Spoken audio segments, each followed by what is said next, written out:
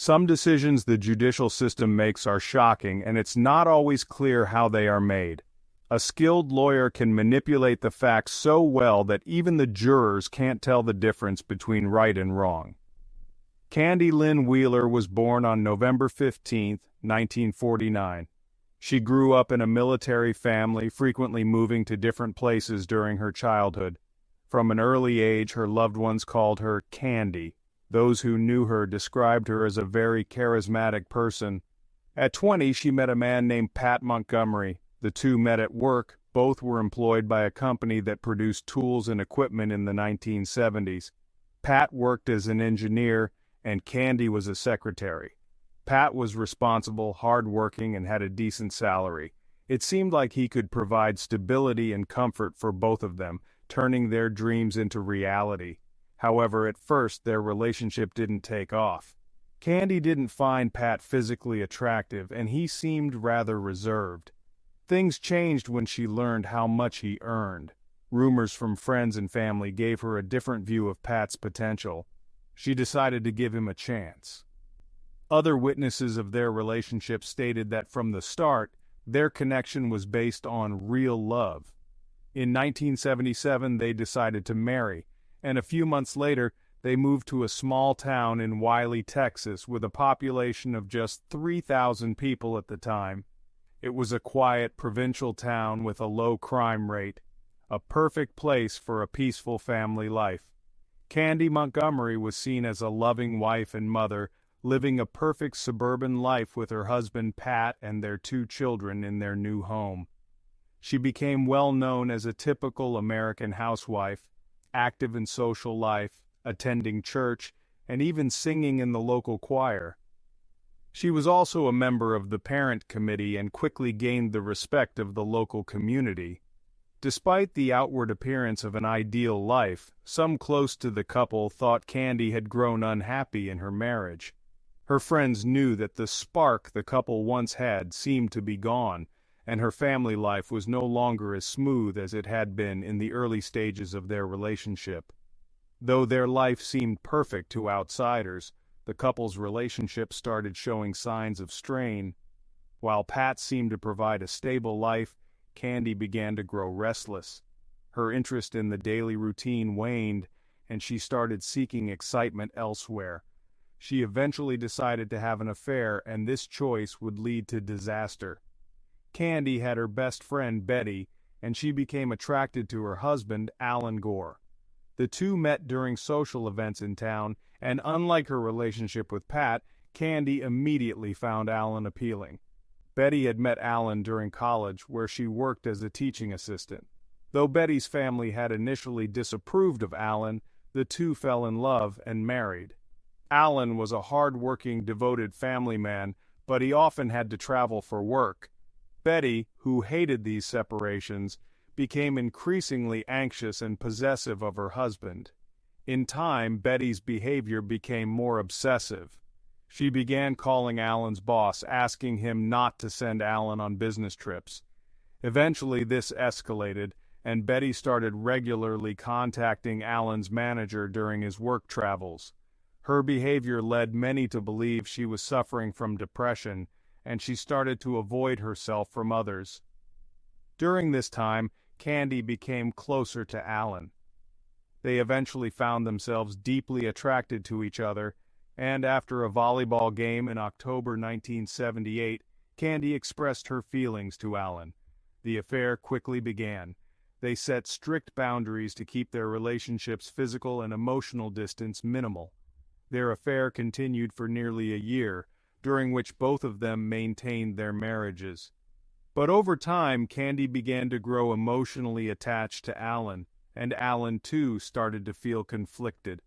Their affair led to more frequent doubts and confusion about their respective marriages. Eventually, Alan decided to reconcile with his wife Betty and put an end to his affair with Candy. Despite their previous agreement, Candy felt betrayed and devastated by Alan's decision. She began to feel abandoned and angry as she had not anticipated him ending things. Despite their initial arrangement, Candy had developed real feelings for him. After this, Pat discovered a greeting card addressed to Candy from Alan. He didn't get angry at her but instead blamed himself for neglecting his wife and not giving her enough attention. Meanwhile, Betty remained unaware of the affair, and Pat decided to follow Alan's path. He also enrolled with Candy in a church program designed to improve marital relationships, hoping to save their marriage. This was only the beginning of the story that would ultimately lead to a horrible turn in their lives. Betty didn't know what had happened yet, but everything changed on Friday, June 13th, 1980. At 10 a.m., Candy went to her best friend's house to pick up a swimsuit for her older daughter. That day, after that, Candy simply went home, continuing her day as usual. The children of the family, along with their guest Alice, went to church in the evening and then to the cinema to watch a new movie. At the same time, Alan was on another business trip. He tried several times to call his wife on the home phone, but no one answered. This worried the man, as usually she was waiting for his calls and sometimes calling herself multiple times an hour. Suddenly she stopped answering, which was completely unlike her, and worried her husband. Of course, he knew that Betty was Candy's best friend, so he called his former lover. She answered that she had stopped by earlier to pick up the swimsuit for his daughter, but had been unable to reach his wife. So Alan contacted a few neighbors, asking them to check if everything was all right. It was already late in the evening when 3 of the neighbors went to the house and knocked, but no one responded. They then walked around the outside of the house with flashlights. There was nothing suspicious, so they entered the house. The door was unlocked. Everything seemed normal inside. Things were where they should be. On the kitchen table were 2 half-drunk cups, but no one responded to calls. Only the sound of a child crying came from the basement. Going downstairs, they made a terrifying discovery. In a pool of her own blood, Betty was found lifeless, her body almost unrecognizable. At first, it was hard to understand what caused her death, as such injuries could result from several point-blank shots with a shotgun. It was clear, though, that this was a violent murder. Betty's body was so disfigured that it was only identified by post-mortem dental records. Even this was difficult since the skull bones and flesh were destroyed. One of her arms, likely raised to cover her face, was nearly severed. Most of the wounds were inflicted after her death, and they weren't very strong, as if the attacker were a teenager or a very fragile woman of short stature who had trouble delivering each blow. The brutality of the attack clearly suggested that the assailant was familiar with the victim. This was a very personal attack. This theory was supported by the lack of signs of robbery or sexual assault, so these motives were ruled out. On the table near the victim, forensic experts found Betty's blood on a newspaper, open to an ad for the movie The Shining by Stanley Kubrick, in which Jack Nicholson stalks a victim with an axe. It was assumed that the film might have inspired the crime. What was unusual, however, was that the murderer took a shower in the victim's house. The bathroom was covered in blood, including the rug, curtains, tiles, and plumbing. However, DNA samples did not help the police at that time. This horrific murder was a great shock to everyone in the town. The local residents knew each other well, and the crime rate was almost non-existent. People were scared, thinking that some murderer with an axe might be wandering their streets. The residents tried to help the police catch the brutal criminal, but no one had seen anything. Given the technology of the time, forensic experts had little to work with. There were no surveillance cameras, no mobile phone geolocations. The police examined the closest circle of Betty's relatives and neighbors, but everyone had an alibi.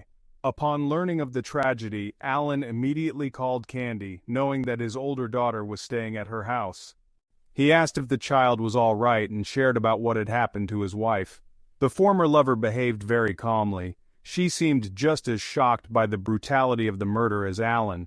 She understood that the police would soon come to ask her a few questions and was ready to cooperate in finding the criminal responsible for the death of her best friend. Meanwhile, the news of the murder spread throughout the city, and some people tried to help in the investigation, while others demanded that the murderer have to be found quickly to ensure the streets were safe. People knew that a brutal criminal was still free. Forensics continued working at the murder site, trying to collect any evidence that might link everything together, but there were almost no fingerprints or other clues. DNA testing, at that point, was something that could only be found in science fiction. The investigators didn't leave empty-handed. They found one fingerprint on the refrigerator door, and a bloody footprint with a clear tread. After the murder, the killer had calmly taken a shower and didn't even try to remove any evidence of the violent crime. Given the extreme violence, investigators considered the victim's husband, Alan, the primary suspect. After all, spousal murders were not uncommon, and it was believed that the attack was a crime of passion. The police asked Alan about possible affairs, but he lied, claiming he had been faithful to his wife. He also denied that she could have found out about the affair. After the interrogation, he was released. However, the next day he called the police again and admitted to lying about the affair. It was this confession that led detectives to discover his relationship with Betty's best friend, Candy. Furthermore, Alan claimed that he had ended the affair on his own. This seemed to provide a motive. According to him, Candy had planned to stop by his wife's house that day to pick up the swimsuit for her daughter. Investigators realized that Candy was the last person to see Betty alive, and her visit coincided with the time of death. However, Alan's alibi was solid. He was guaranteed to be on a business trip out of town at the time of the murder. Now, Candy has become the prime suspect. She was brought in for questioning. She admitted that she had indeed visited Betty's house that morning. They had chatted and had coffee, and according to the main suspect, nothing unusual happened. She left with the swimsuit about half an hour later. She didn't deny the affair, but confirmed that the two lovers had broken up a while ago. Both claimed that Betty had no knowledge of the betrayal, but the detectives were skeptical, feeling that Candy was withholding information. The forensic expert determined that the murderer was likely a teenager or a frail woman, which fit Candy's profile. They also suggested that she take a polygraph test, which she refused. Her refusal only strengthened the police's suspicions. However, the doubts left when fingerprints found at the scene of the crime were matched to Candy's. After that, she was arrested on suspicion of murder. She called the only lawyer she knew in town, the only lawyer in the area. On June 26th, she was charged with murder, but her husband posted a $100,000 bond the very next day, and she was released. The investigation continued for a week, during which time her lawyer began working on a defense strategy as a trial was beginning. The whole town was shocked by who the brutal killer turned out to be, but many couldn't believe it, and even helped Alan raise the bond money. There was not a single person who could imagine Candy with an axe in her hands, chopping up her best friend. Of course, the main suspect denied her involvement in Betty's death, but later, on her lawyer's advice, she admitted to the attack, claiming she had been in a state of mental shock. According to the law of the state, this could help her avoid punishment. This case was so widely covered by the media that it became nearly impossible to find anyone in the small town who didn't know Candy or the story. The jury included 3 people who knew the defendant personally, and the lawyer had been working on the case for years. The only person who could tell what had happened at the crime scene was Candy herself. According to her, she went to Betty's house to get the swimsuit. They started talking, and suddenly Betty confessed that she had slept with her husband. Betty started accusing her of betrayal, but then calmed down. After that, Betty said she was going to the basement for some things and would bring them down to her guest. But instead, Candy followed her, and Betty unexpectedly attacked her with the axe. Candy was injured in the foot, and a fight started. Betty continued swinging the axe, and Candy tried to defend herself with her hands. At one point, Betty hit her on the head, and Candy felt as if her scalp was being cut off. She then blacked out. When she regained consciousness, she was in the bathroom, washing off the blood. She put on Betty's clothes and left. The defense lawyer argued that the defendant was in a state of shock and therefore could not control her actions when she killed Betty. The prosecutor, however, believed that this was premeditated murder driven by jealousy. There were no injuries on Betty that could be interpreted as signs of self-defense, apart from a scratch on the foot. The trial began on October 20th, 1980. More than 200 people filled the courtroom. On the defense side, numerous witnesses spoke, including pastors and church members, who described the defendant as a wonderful mother, wife, and person. Candy herself confidently and clearly testified, answering all questions without hesitation or doubt. During the trial, an independent psychiatrist from Houston was invited, who even used hypnosis to support the defense.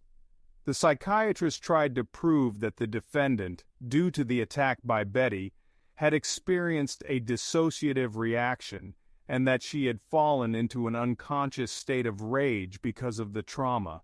It turned out that there had been an incident in her childhood related to a blow to the head. Candy attacked with an axe, hitting her on the toe and foot. They fought, and at some point Betty told Candy something that, according to the psychiatrist, brought up unpleasant childhood memories for Candy. Her mother had done something similar during a certain incident in her childhood, which triggered a painful psychological reaction. The independent expert agreed that Candy had killed her friend without realizing what was happening. Candy's husband also supported his wife in court. The husband of the murdered woman, Alan, explained that in the last days of Betty's life, her condition had worsened again. She suffered from postpartum depression and was constantly irritated. She suspected her husband of cheating, though he denied it. By that time, he had already ended his affair with Candy. The defense lawyer seized on Alan's words, believing that they provided convincing evidence of Betty's insanity, which stemmed from her husband's infidelity and her attempt to kill her rival. All these arguments convinced the jury. Candy's verdict was not guilty. After the 5-hour session, she showed no emotion when the verdict was read. The relatives and close ones of the victim shouted angry remarks at her. This case became the first criminal case that her lawyer worked on, and it was an overwhelming success for the defense attorney. However, rumors circulated that the outcome was influenced by the fact that at least 3 of the jurors were acquaintances. Soon after the trial, Alan remarried and later had both of his daughters with him. Some rumors suggested that this was due to the harsh treatment their father displayed after the death of his wife. Alan's second marriage also did not last long. Candy and Pet Montgomery could not stay in the town for long. Naturally, the local community contributed to their desire to leave, and they moved to Georgia with the children in hopes of starting a new life. Over the years, the couple tried to keep their family together, maintaining contact with one another, but ultimately, they separated. Afterward, Candy reclaimed her maiden name to keep her identity secret. She began working as a psychotherapist with her daughter Jenny to help people struggling with depression. Candy never had legal issues again and was happy to help others. Thank you for your support. Take care of yourselves and see you next time on the channel. Thank you for watching.